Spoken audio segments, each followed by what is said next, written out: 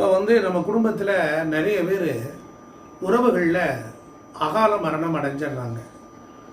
உங்கள் குடும்பத்தில் தங்கச்சி வழி, அக்கா வழி, அப்பா வீட்டு வழி, சித்தப்பா வீட்டு வழி, அத்தையோட வழி, அம்மா வகையில், இப்படி எல்லாம் சேர்ந்தது தான் குடும்பம்.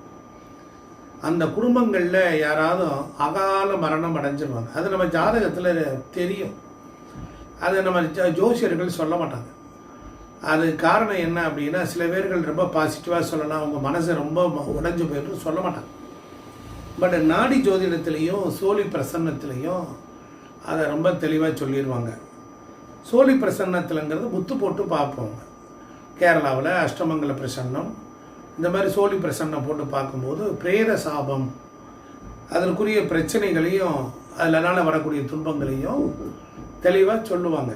அது என்னென்ன சொல்கிறாங்க அப்படிங்கிறத, அது டெக்னிக்கல் வேர்ட்ஸ் வேண்டாம், டைரெக்டாக உங்களுக்கு சொல்கிறேன்.